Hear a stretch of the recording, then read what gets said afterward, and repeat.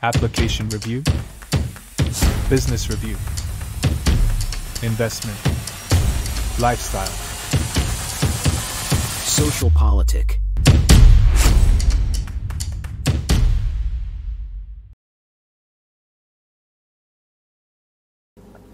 Halo Bapak Ibu, saudara-saudari sekalian, lovers and haters, salam cerdas Indonesiaku. Jumpa lagi kita pada kesempatan kali ini.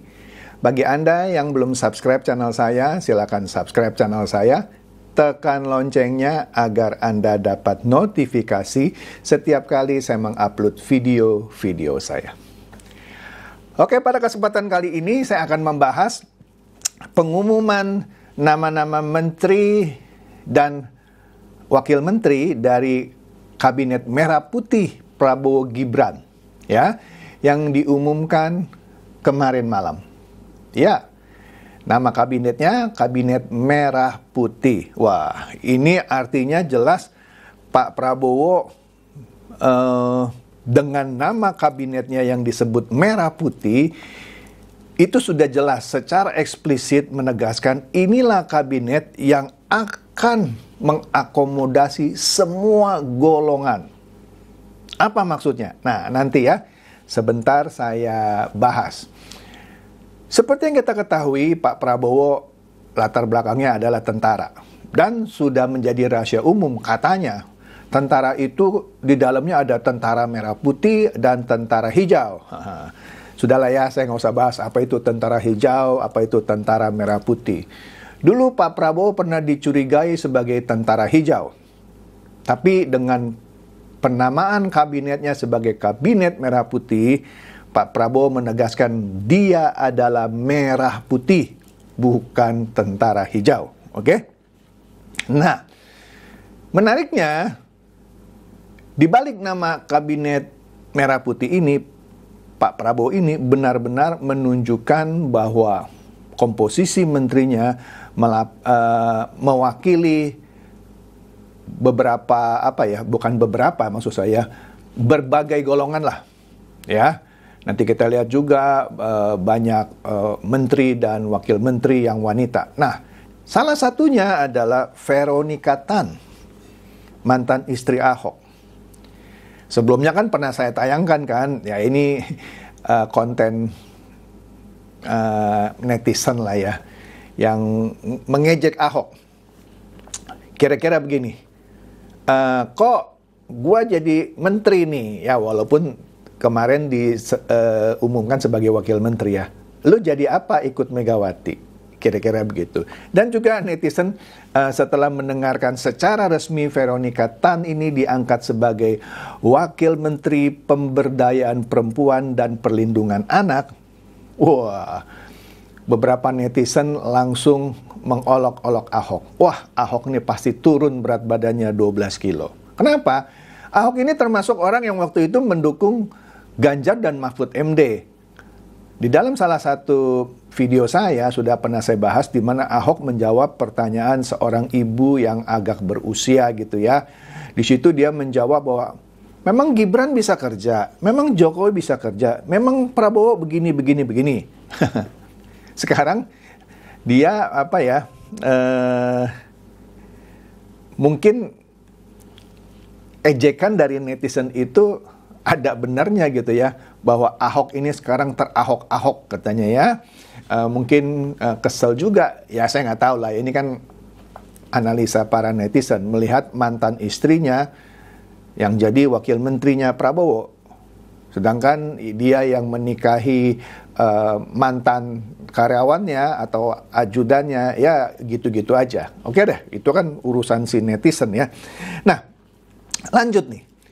Soal Veronica Tan, di video saya sebelumnya juga sudah disebutkan ada beberapa analis dan juga netizen yang menyatakan Veronica Tan ini akan diganti. Aduh, kadang-kadang saya suka melihat para netizen atau analis yang tidak bisa move on gitu ya. Iya asli tidak bisa move on. Belum diumumkan sudah bilang ini akan diganti gitu.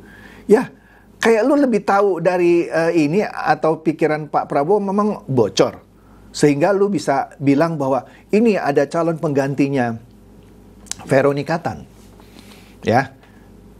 Siapa? Katanya Nilu Ermawati. Padahal Nilu Ermawati bukan pengganti Veronica Tan. Orang dilantik aja belum, masa buat konten Veronica Tan diganti dengan sosok ini. Nah, Nilu Ermawati juga kemarin diumumkan sebagai Wakil Menteri Pariwisata. Nah, kita lihat ya, ini ada dua wanita yang sama-sama mewakili wanita, tapi mewakili sebut saja ras atau antar golongan yang berbeda. Ya, Veronica Tan adalah seorang wanita Tionghoa. Nah, inilah di mana Prabowo merangkul kalangan minoritas Tionghoa. Dan juga setahu saya Veronica Tan adalah seorang yang beragama Kristen, wanita pula.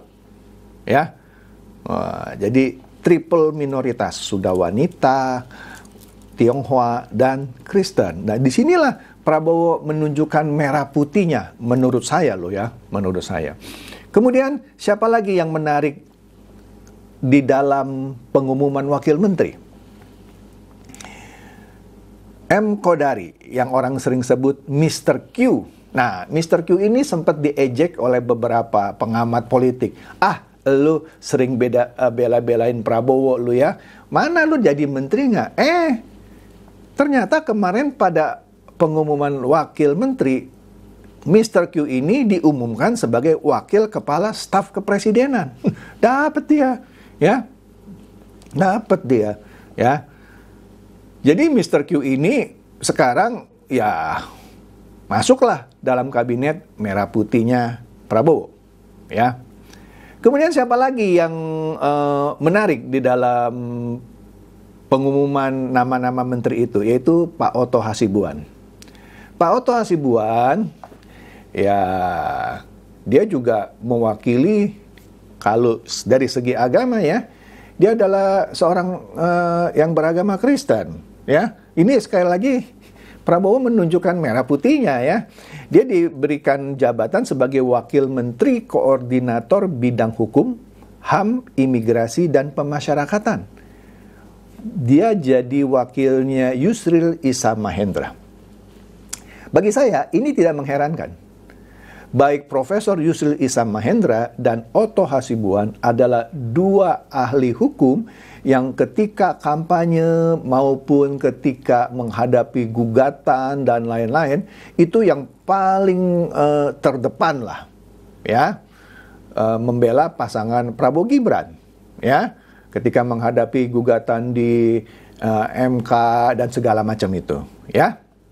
Jadi menurut saya tidak heran kalau seorang Otto Hasibuan akhirnya ditunjuk menjadi Wakil Menteri Koordinator Bidang Hukum, HAM, Imigrasi, dan Pemasyarakatan. Kita tahu sekarang Menko Polhukam yang dulunya dijabat oleh Mahfud MD dipecah dua sekarang ya. Yang pertama adalah Menko Bidang Politik dan Keamanan. Yang ketuanya adalah Budi Gunawan. Yang menurut orang-orang PDIP, itu bukan representasi PDIP, ya oke deh ya. Dan pecahan kedua ya sekarang ini Wakil Menteri yang Otto Hasibuan jabat adalah Wakil Menteri Koordinator Bidang Hukum, HAM, Imigrasi, dan Pemasyarakatan. Oke? Jadi sekali lagi saya tidak heran.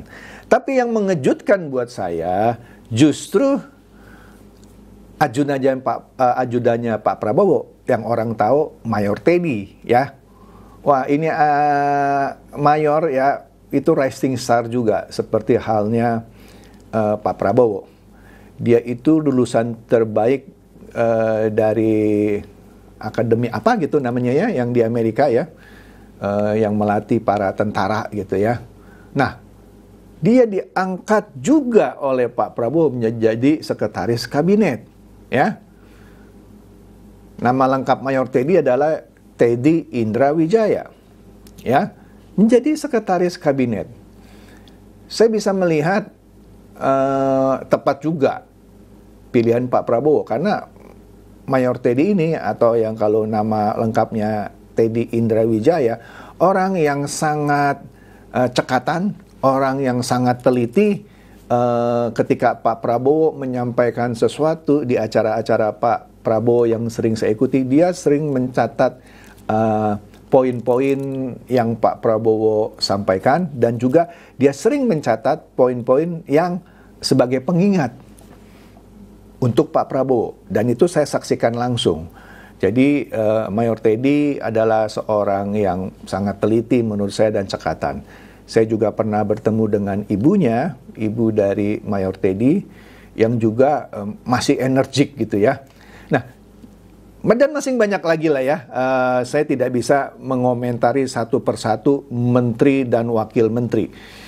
Nah, pengumuman Pak Prabowo semalam mengenai menteri-menteri yang ditunjuk dan juga wakil menteri yang ditunjuk itu sekaligus mematahkan sejumlah hoax yang beredar selama ini. Misalnya hoax yang menyebutkan bahwa Rocky Gerung akan masuk ke dalam kabinet Prabowo, contoh ya. Dan ada lagi lah banyak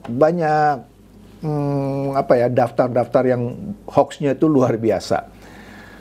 Sehingga saya banyak ditanya orang, benar nggak sih ini daftar ini? Ya nggak benar lah, ya, jauh panggang dari api gitu ya.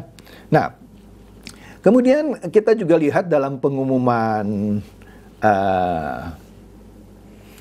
menteri dan wakil menteri kemarin itu, ada sebagian menteri-menteri di kabinet Jokowi sebelumnya yang tetap dipakai, ya.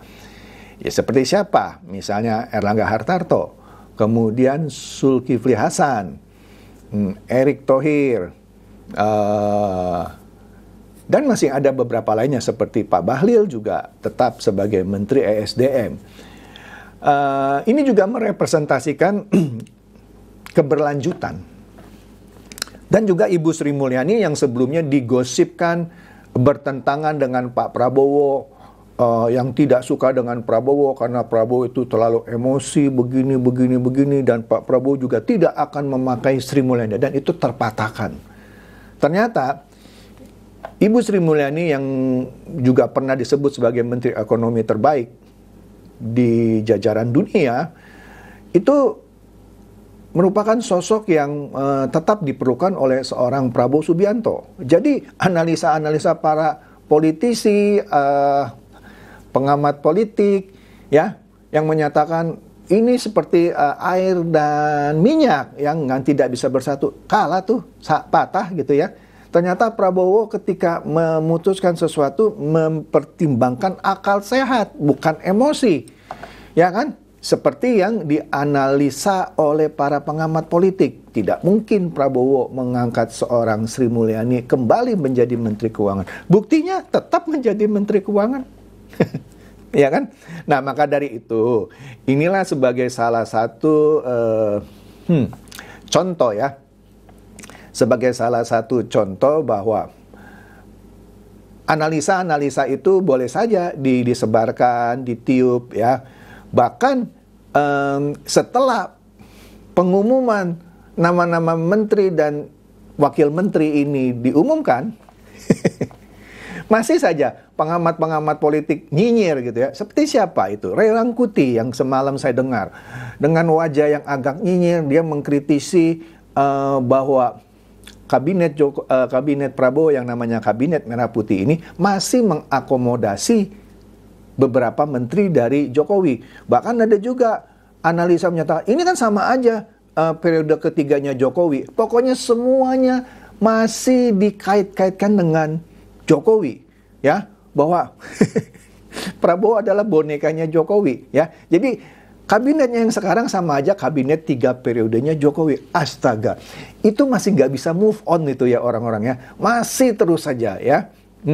Masih terus saja. Nah, makanya setelah Prabowo dilantik dan menteri dan wakil menterinya juga akan dilantik hari ini, kita akan lihat apakah media-media provokator seperti Tempo akan terus menggoreng Jokowi dan sekarang mulai menggoreng Prabowo. Kita lihat apakah mereka akan tetap melakukan itu. Sebab saya yakin sekarang dalam pemerintahan Prabowo, saya punya keyakinan begitu ya, media juga akan lebih hati-hati dalam mau menggoreng sesuatu ya. Karena Pak Prabowo bilang kita akan tegakkan hukum. Wah, saya suka banget tuh ya. Kita akan tegakkan hukum. Wah, mantap. Jadi bagi Anda yang masih belum bisa move on, maksud saya, move on deh. ya. Kalau Anda nggak bisa move on, maka 5 tahun ke depan Anda sama saja menggendong monyet kemana-mana di punggung Anda. Ya, Anda akan terus diselimuti dengan kekesalan, dengki, ya, terus-menerus mau menyebarkan fitnah, ya. Bahkan di menjelang hari pelantikan ini masih ada sejumlah organisasi buruh dan beberapa elemen masyarakat yang dipanas-panasi oleh Amin Rais yang coba-coba demo, ya. Padahal sudah dibilangin ini harus steril gitu ya. Ya, saya lihat dalam beberapa video pihak kepolisian bersikap tegas, ya. Pelantikan yang akbar itu tidak boleh dinodai oleh demo apapun. Ada juga dari mahasiswa, ya. Saya lupa lah di mana itu. Mau ngapain lagi sih coy, lu demo gitu ya. Orang sudah diputuskan oleh MK, sudah dilantik di DPR, kurang apa? Ya, minta dibatalkan. Dari mana? Nah, yang menariknya, sekali lagi seperti yang saya sudah bahas di video saya sebelumnya, nanti tanggal 24 keluar putusan PT UN atas gugatan PDIP tentang keabsahan Gibran sebagai Wapres. Dan ini akan seru lagi, ya. Tapi apapun itu, kita ucapkan selamat kepada Pak Prabowo dan Gibran untuk menjalankan amanah rakyat, ya, sampai 5 tahun ke depan, ya. Ingat, Pak Prabowo sudah katakan mereka memerintah untuk rakyat. Apalagi rakyat yang memilihnya itu mayoritas 58%, ya. Kalaupun yang sisanya total gabungan dari kubu 1 dan kubu 3 itu yang cuma 42% mau ngambek, masih nggak bisa move on, ya biarin aja dia ngambek dan tidak mau move on untuk 5 tahun ke depan, gendong monyet terus di punggungnya. Oke? Selamat sekali lagi kepada Pak Prabowo dan Gibran serta menteri-menteri dan wakil menteri yang akan dilantik pada pagi hari ini. Demikian saja dari saya, semoga ini mencerdaskan dan mencerahkan Anda semua. Silakan share video saya ini kepada teman-teman, sahabat atau kerabat supaya mereka tambah cerdas dan tercerahkan. Seperti biasa, terima kasih.